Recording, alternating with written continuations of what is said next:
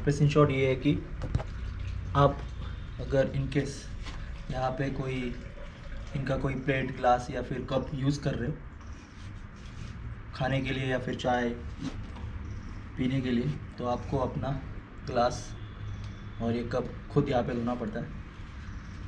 मतलब घर में तो बिल्कुल नहीं करते, पर इसे जगह आने के बाद करना पड़ता है। तो हर चीज़ के लिए प्रिपेयर रहना चाहिए। ऐसा नहीं है कि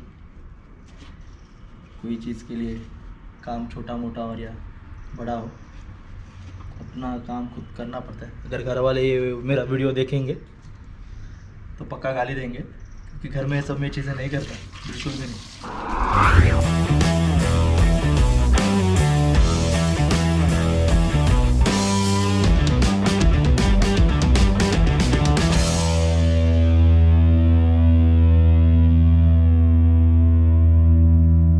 सो गुड मॉर्निंग गाइस। सुबह के अभी बजे कुछ 6, तो वह हम लोग जा रहे हैं एलोरा केव्स, और उसके बाद मैं भी देवगिरी फोर्ट भी एक्सप्लोर करूँगा। तो मेरे साथ सर जो है वेस्ट बंगाल से। सर आपका नाम क्या है सर? अर्पण भट्टाचार्य जी। और वो काम करते हैं बेंगलोर में, और वो भी इस हॉस्टल में मेरे साथ रुके। तो हम लोग दोनों मिलके अभी एलोरा केव्स एक्सप्लोर करने जाने वाले। तो अराउंड कुछ यहाँ से कुछ 28 किलोमीटर से, और हम लोग अभी बाइक से जाने वाले। तो और एक बंदी है पूजा करके, जो मतलब महाराष्ट्र से ही है, वो भी हम लोग को ज्वाइन करने वाली है, यानी अभी तक पता नहीं। अगर वो आएगी तो उसके साथ लेके जाएंगे, अदरवाइज़ हम दोनों मिलके बाइक पे चले जाएंगे। तो एनीवेज अभी सुबह का सर जी को थैंक यू सो मच एकदम दिल से, क्योंकि उन्होंने मुझे ये चाय ऑफ़र की और बिस्कुट्स। तो अभी हम लोग ये फ़िलहाल छोटा सा ब्रेकफास्ट कर लेते हैं और यहाँ से निकलते हैं अभी। तो अभी सीधा मिलेंगे आपको एलोरा केव्स।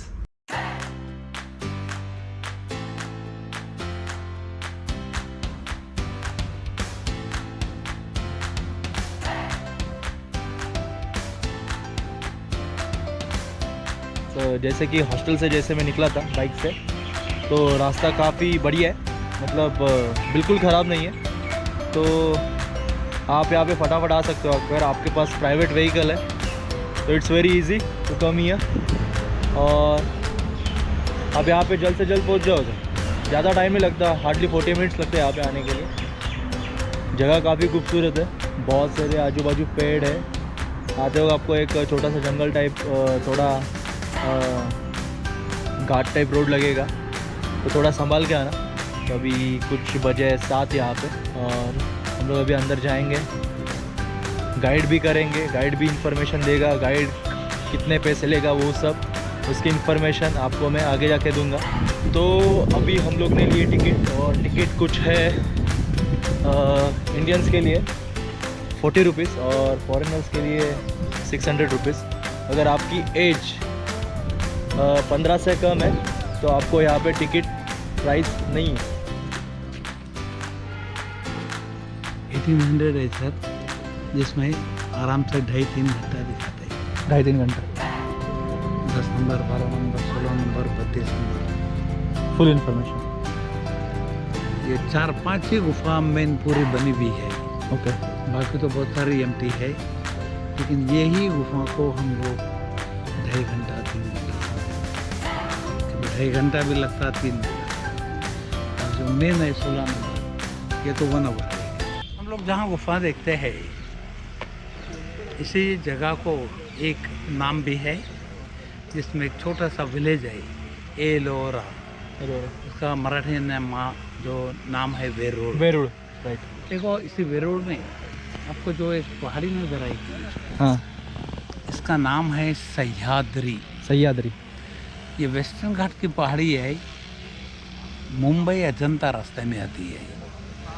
इसका जो रेंज है 400 किलोमीटर का है, और इसका बॉटम हिस्सा देखे एक क्वालिटी रॉक इसके अंदर मिलता है, उसका नाम है बसाल्ट रॉक।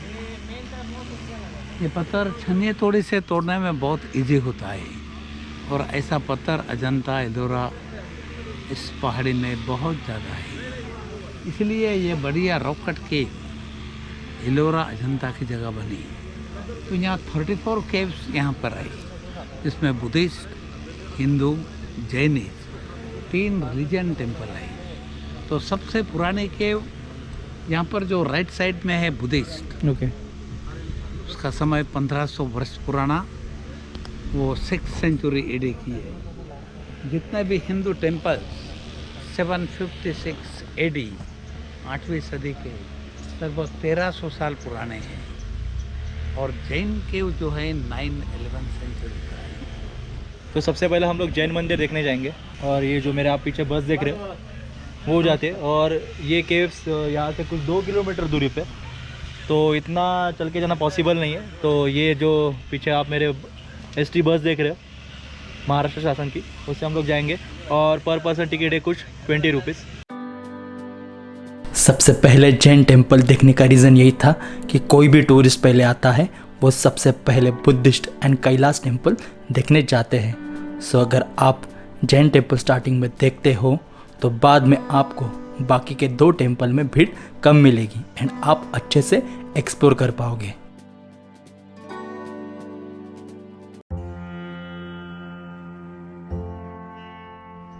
अब यहाँ देखे 30 नंबर से 34 नंबर तक ये लगभग 5 केव एक ही जगह है। इसका समय 9-11 सेंचुरी का है। अमोघ वर्ष राजा ने ये गुफा को बनवाया। तो इसको देखो, इसका रॉक कटिंग ऊपर से नीचे भी है और सामने से पीछे भी है। अभी ऊपर से नीचे कटिंग करने के बाद इसके ग्राउंड में पत्थर क्वालिटी अच्छा नहीं है, इसीलिए सामने से पीछे काटना पड़ा और इसको पूरा ऊपर वाले हॉल में कंप्लीट किया गया। ये टॉप फ्लोर में ही पूरा बना है। और दिगंबर श्वेतंबर 2 जो पंथ है इसमें दिगंबर को ज़्यादा महत्व दिया है। और ये सारी केव पेंटेड थी, कुछ गुफा के अंदर पेंट भी मिलेगा। और सबसे बढ़िया rock cutting column design, pillar का डिज़ाइन जो है इससे सुंदर कोई भी गुफाओं में नहीं है। पहले हम लोग 32 नंबर देखेंगे, सारे इंटरकनेक्टेड हैं। यहाँ पर देखें, पार्श्वनाथ भगवान है, जैन धर्म के 23वें तीर्थंकर। इसमें अष्ट सिद्धा, इन्होंने जब स्टैंडिंग मेडिटेशन किया था उसको नष्ट करने के लिए अष्ट सिद्धा निमन दिए। इनके हाथ में शस्त्र भी है। और ये तपस्या नष्ट नहीं होना, इसके लिए इसके पीछे धरणेन्द्र नाम का नागराज इन्हें संरक्षण देता है। इन्हीं के साथ सामने देखे गोमतेश्वर बाहुबली, श्रावण बेलगोरा में यह मूर्ति भारत प्रसिद्ध है।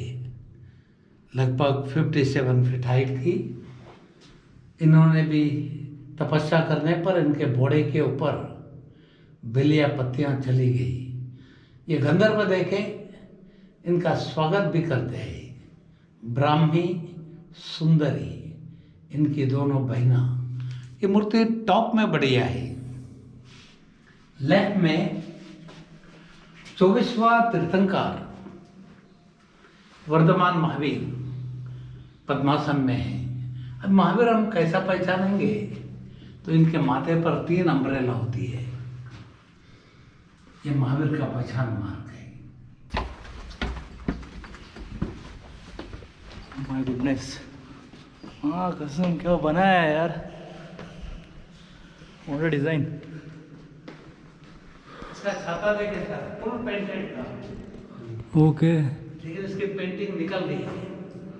रीजन? पेंटिंग डैमेज गया, टूट गया है पेंट पूरा। मतलब टाइम के हिसाब से? अलाउद्दीन खिलजी। अलाउद्दीन खिलजी बहुत जगह तोड़ा है, मूर्तियाँ भी तोड़ा है। नहीं मतलब ये कैसे क्या रहेगा वो टाइम पे, मतलब समझ में नहीं आ रहा है। ऐसा इतना कार्विंग, वो लोग बस कुछ मशीन था क्या, कुछ ऐसा कुछ? वही तो बात है ना सर, ये मशीनरी काम नहीं है। चीजल हैमर मतलब इसमें मशीन यूज ही नहीं ऐसे हुआ। इतनी बारीक मशीन उस जमाने में कौन सी थी? जो सेम टू सेम बनाना, ऐसा कोई ढांचा नहीं है गाल कर बनाया।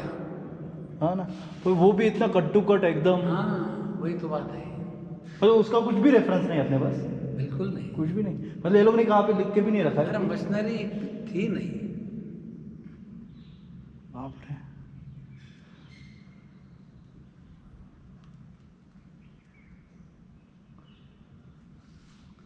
सोचते रहने का है।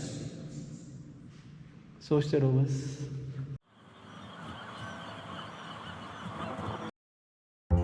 कैलाश टेम्पल गुफा नंबर 16 में स्थित, जिसे भगवान शिव को समर्पित किया गया है, जिसकी हिस्ट्री एंड मिस्ट्री देखकर आपको यकीन ही नहीं होगा कि यह एक मानव निर्मित बनाए गए इंजीनियरिंग का बेहतरीन नमूना है। इस मंदिर की खासियत यह है कि पहाड़ को ऊपर से लेकर नीचे तक छिन्नी और हथौड़े के सहायता से इसे तराशा गया है। आर्कियोलॉजी की माने तो इस मंदिर का निर्माण 8वीं सदी में राष्ट्रकूट वंश के नरेश कृष्ण प्रथम इन्होंने बनवाया है। एक मानव के लाइफ में ये बनाना पॉसिबल नहीं है। लगभग 150 साल यानी 6 जनरेशन ने इसके ऊपर काम किया है। अपनी समग्रता में 276 फीट लंबा, 154 फीट चौड़ा यह मंदिर एक केवल चट्टान को काटकर बनाया गया है। इसके निर्माण के लिए पहले खंड अलग किया गया और फिर इस पर्वत खंड को भीतर बाहर से काट काट कर 90 फुट ऊंचा मंदिर बनाया गया है।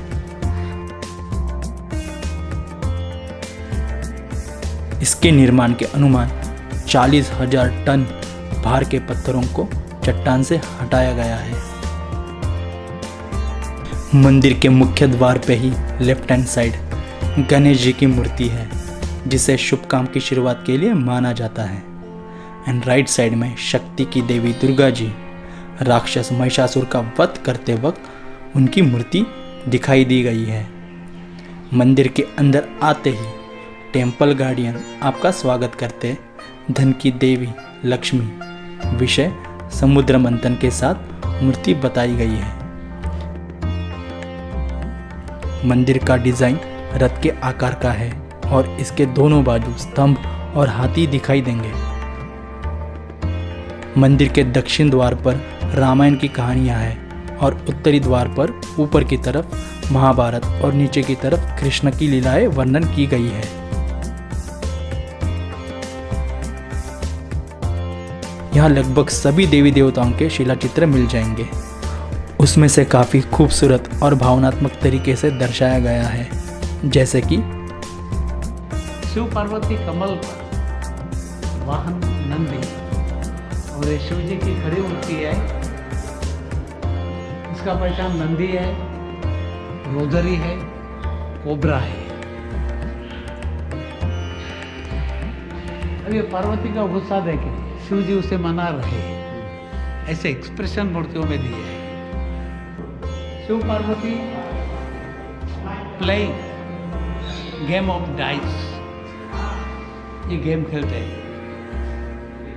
शिव जी का हाथ देखे हाँ गेम खेलने के लिए रेडी है। पार्वती ऑलरेडी विनर है, गेम जीत ली। फिर शिव जी झूठा खेलते हैं। इनका चेहरा देखो, चीटिंग फेस होता है। पार्वती अपने हाथ से इनकार करती है खेल के लिए। आपका ये भी क्या खेल का तरीका है? और खाली झगड़ा ही नहीं है, ये गेम में से निकल जा रही है। पैर उठा लिया है, पूरा प्रेशर लेट कर अब निकलने वाली है, तो शिव जी उसको पकड़ लेते हैं। उसे कहते हैं रुको, इतने जल्दी नहीं, एक बार मुझे और खेलने दो। ये पार्वती को समझाते हैं वाहन नंदी। इसमें चिटिंग फेस जो है तो बहुत सुंदर बना है, थोड़ा सा हंसने वाला, ये बहुत सुंदर है। ये दीवार का ऊंचाई ऊपर में 85 फीट है और ऐसा 60 ब्रॉड है। ऊपर वजन कितना टन है हम अंदाज भी नहीं कर सकते हैं। लेकिन ये पत्थर जहाँ से लटकता, खंबे 20 फुट अंदर है, विदाउट एनी सपोर्ट, सी एयर कैंटिलीवर, हैंगिंग रॉक। वो ज़माने में इंजीनियरिंग लाइन कितनी ऊंची थी, इतना पत्थर मिलेगा। जोलॉजिक स्टडी 6 पीढ़ियाँ काम चलेगा इसका पूरा प्लान। ये देखने के बाद ही पूरे पत्थरों पर चिजल के मार्क मिलेंगे, ये छेनी हथौड़ी का ही कटेंगे। पूरा देखो 20 फुट अंदर है, पूरा लटकता है। इधर और आगे से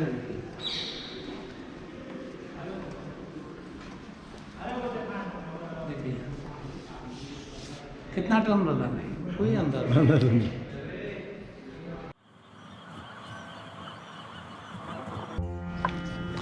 एक नंबर से 12 नंबर तक सारी केव बुद्धिस्ट है। इसका समय 1500 साल पुराना। 2 टाइप की होती है, एक प्रार्थना मंदिर, दूसरा रहने का जगह। ये विहार देखिए रहने का जगह है। इसके रॉक कटिंग सामने से पीछे है। 3 स्लैब 40 फीट डीप, पूरा वजन खंबे के ऊपर बैलेंस किया। तो कंप्लीट ये भिक्षु लोग रहते थे और ध्यान करते थे। खाली 12 नंबर देखो, ये पूरा बना ही नहीं, सिर्फ फ्रंट कट कर दिया, छोड़ दिया। ये देखो कैसा है बुद्धिज्म। सबसे हिंदू में बढ़िया कैलाश, अच्छा, बुद्धिज्म में सबसे बड़ा सुंदर नंबर 10। इसको देखने के बाद हर एक में वही है सेम। वो विहार है, सबसे बड़ा रहने का जगह, सबसे छोटे छोटे विहार है, सबसे बढ़िया प्रार्थना स्थान 10 नंबर है। ये हम लोग कैसा पहचान सकते हैं, प्रार्थना मंदिर है। ये हाफ राउंड मून डिजाइन देखो, जहाँ भी आती है चैत्य विंडो कहते हैं। बाजू से गंधर्व देवी या बुद्धा का स्वागत करने के लिए उड़कर जाते हैं। कमान के अंदर देखो, कमान के छतों में अपने पुराने मकान में लकड़ी का काम होता है, उसका डिजाइन बहुत सुंदर दिया।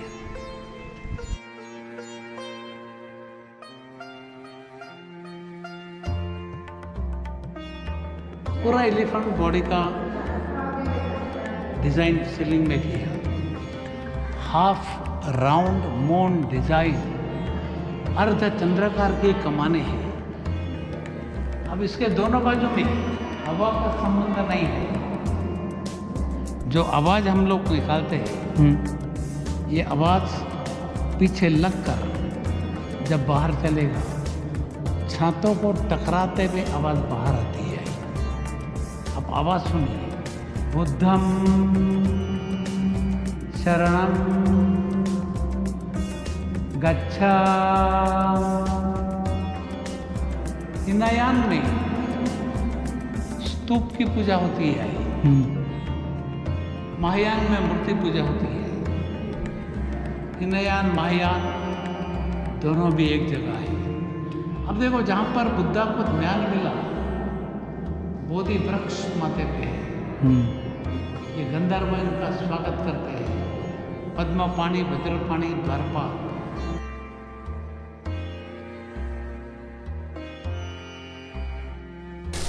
सबसे बड़ा लेक्चरर हॉल है, तो लंबे लाइन बुद्ध भिक्षु लोग बैठते थे, सामने से धर्म उपदेश किया जाता।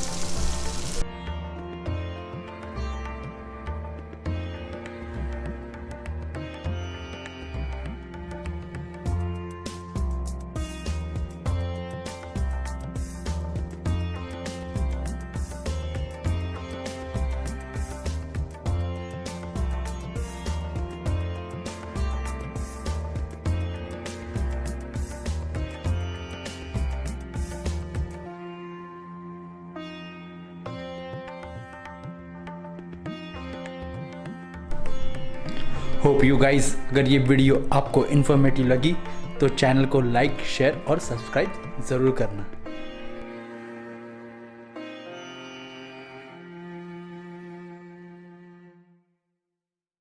तो यहाँ पे मेरे तीनों सेक्शन देख के हो गए, और तीनों सेक्शन देखने के बाद ऐसा लगा कि मतलब पूरा टाइम दिमाग में एक ही क्वेश्चन चल रहा था कि कैसे इतने बड़े पत्थरों को कैसे ये लोग ने तराश के, इतना डिज़ाइन करके, इतना नक्शीदार काम करके, इतनी सुंदर सुंदर मूर्तियाँ यहाँ पे बनाई। I am completely in shock. तो आप यहाँ पे ज़रूर आना देखने के लिए, क्योंकि जगह इतनी खूबसूरत है कि आप पूछो मत। तो दोस्त, तू नहीं जीत पाया।